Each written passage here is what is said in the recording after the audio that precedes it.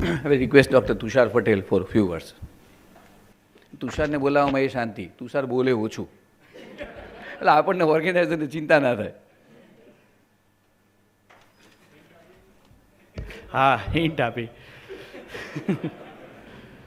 First of all thank you doctor હિતેશભાઈને કે સતત 10 વર્ષથી 9મું સેશન ચાલી રહ્યું છે લાઈવ વેલકોન, ને લોકોને હસાઈ રહ્યા છે. આપણા સાયન્ટિફિક સેશન્સથી હટકે જે સેશનો કરી રહ્યા છે, મેં તો અગાઉની ઘણી બધી લાઈવ વેલકોન ભરેલી છે, અને એવા મારા મિત્ર એવા doctor Hiteshbhai, Gujarat medical Indian medical association Gujarat state બ્રાન્ચના બહુ જ એક્ટિવ અમારા પ્રેસિડન્ટ જેઓ રાજકોટથી આવ્યા છે ને હર હંમેશ અમારા સાથે ખભાથી ખભા મિલાવીને કામ કરી રહ્યા છે અમે લોકો એમની સાથે, એવા ડૉક્ટર ભરત કાકડિયા જેમને કોરોના સમયમાં મ્યુકર માઇકોસિસનું ઘણું બધું કામ કરેલું છે, એવા મારા મિત્ર ભરતભાઈ કાકડિયા.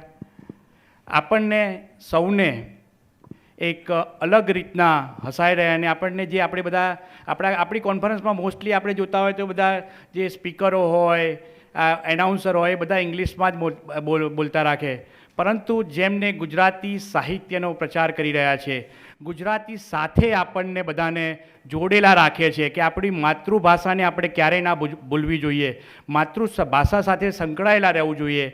અને એવા કવિ શ્રી તુષારભાઈ શુક્લ,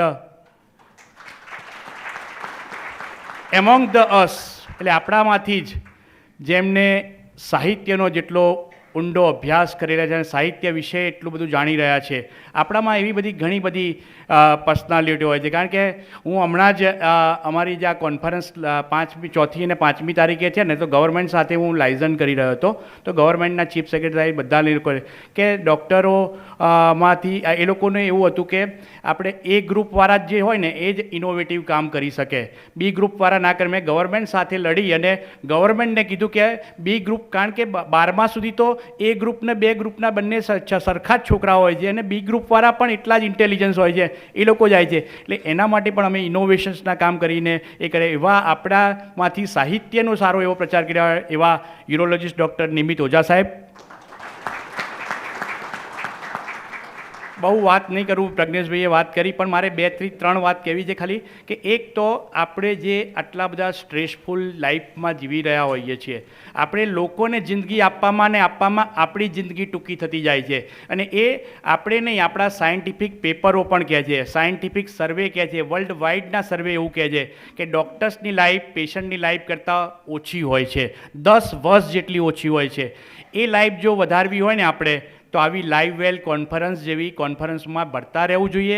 અને હવે હું એવું વિચારી રહ્યો છું કે અમદાવાદ મેડિકલ એસોસિએશનમાં પણ લગભગ આવા 2 કે 3 મહિને આવા એક સેશન કરવા જોઈએ, કારણ કે આટલી બધી સંખ્યામાં જો લોકો આટલા હાજર રહેતા હોય તો એવું કરવું જોઈએ.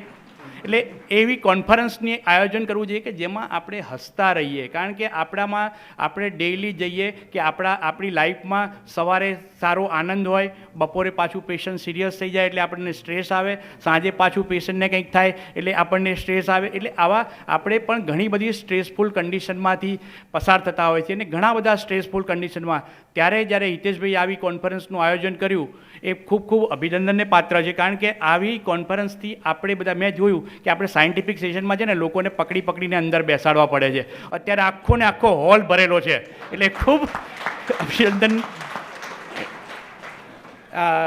હિતેશભાઈને. એટલે આવી કોન્ફરન્સોનું આયોજન થતું જ રહેવું જોઈએ.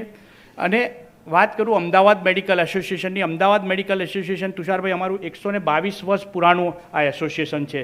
અમારી જે મધર બ્રાન્ચ છે ઇન્ડિયન મેડિકલ એસોસિએશન, એ 100 વર્ષ હમણાં હવે પૂરા થશે, પણ એનાથી પણ બહુ જૂની અમારું અમદાવાદ મેડિકલ એસોસિએશન છે. અને એમાં લગભગ અમારા 14,000 જેટલા મેમ્બરો છે, allopathic doctors, those who are practising in allopathic, MBBS ને અબાઉ. એટલે 14,000 ડૉક્ટર્સનું જ્યારે આ એસોસિએશન છે, આ એસોસિએશન એક બહુ જ અમારા મોટા લીડરો આખા ઇન્ડિયા લેવલે પણ આપ્યા છે, ડૉક્ટર કેતનભાઈ દેસાઈથી માંડી અને બીજા બધા ઘણા બધા ડૉક્ટર જીતુભાઈ પટેલ એવા મોટા મોટા લીડરો, મોટા મોટા ડૉક્ટરો, ડૉક્ટર તેજસ પટેલ પદ્મભૂષણ જેને હમણાં જ મળ્યો, એવા ડૉક્ટર સુધીર શાહ, એવા ડૉક્ટર્સો આપણને આપ્યા છે જેમણે ઇનોવેટિવ વર્ક કર્યા છે. એટલે એવા ડૉક્ટર્સો સાથે આ અમારું એસોસિએશન છે. અમારા એસોસિએશનમાં સાયન્ટિફિક સાથે સાથે અમે લોકો કોમ્યુનિટી, આ વખતના મારા ટેન્યુરમાં અમે લોકોએ CPRની એક્ટિવિટી સ્કૂલ ચિલ્ડ્રનમાં ઉપાડી હતી. અમે લગભગ 50,000 જેટલા છોકરાઓને અમે CPR શીખવાડ્યા છે અમદાવાદથી.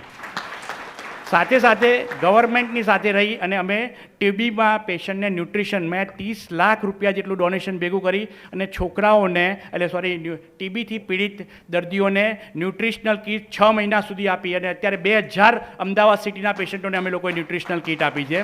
અને એની સાથે સાથે કોક્લિયર ઇમ્પ્લાન્ટ કરેલા સાહેબ છોકરાઓ જેને કોક્લિયર ઇમ્પ્લાન્ટ કરવામાં આવે છે એના માટે અમે ડોનેશન ડ્રાઈવ કરી હતી. એમાંથી અમે 16 સિવિલ હોસ્પિટલમાં 50 લાખ રૂપિયાનું ડોનેશન ભેગું કરી અમદાવાદ મેડિકલ એસોસિએશને એના માઇક્રોસ્કોપ આપ્યા છે. એટલે આ બધી અમે કોમ્યુનિટી વર્ક પણ અમે કરતા રહીએ છીએ સાથે સાથે. અને સાયન્ટિફિક એક્ટિવિટી તો છે જ. અમારી એક આવતા રવિવારે, નેક્સ્ટ રવિવારે અમારી 5મી, 4મી અને 5મી તારીખે AMA કોન કરીને કોન્ફરન્સ છે, જેના લગભગ અત્યાર સુધી 700 રજિસ્ટ્રેશન થઈ ચૂક્યા છે. એટલે હવે અમે રજિસ્ટ્રેશન પણ બંધ કરવાના છીએ. જેને પણ બાકી હોય આજના દિવસ પૂરતામાં કરી દે, બાકી અમે હવે રજિસ્ટ્રેશન પણ બંધ કરવાના છીએ. કારણ કે એટલો ઓવરવેલ્મિંગ રિસ્પોન્સ મળી રહ્યો છે અમને અને અમારી એક્ટિવિટીઓ ચાલુ જ રહેશે. અને નેક્સ્ટ આ મહિનામાં અમે ક્રિકેટ ટુર્નામેન્ટનું પણ બહુ જ મોટું આયોજન કરી રહ્યા છીએ, જે ક્રિકેટ ટુર્નામેન્ટ મોટા ગ્રાઉન્ડમાં રમાવાની છે. એટલે આટલું કામ અમારું IMAમાં અમે લોકો કરતા રહીએ છીએ. જય IMA, long live IMA. Thank you. Thank you doctor Tushar. બસ એ તુષારભાઈએ જે કીધું એમ કે ભાઈ એક કોન્ફિડન્સનો સવાલ છે. અમે એમને એવી ઓફર કરી હતી કે ભાઈ આ સ્ટોલમાં, આ કોન્ફરન્સમાં તમને એક ટેબલ સ્પેસ આપીએ જ્યાં તમે AMA કોનના રજિસ્ટ્રેશન કરો. એટલે મને કે અમે તો આજ સવાર બંધ કરી દેવાના, તું રહેવા દે ભાઈ એમ. એટલે એટલો એમનો કોન્ફિડન્સ એમના ઓર્ગેનાઇઝેશન પર છે.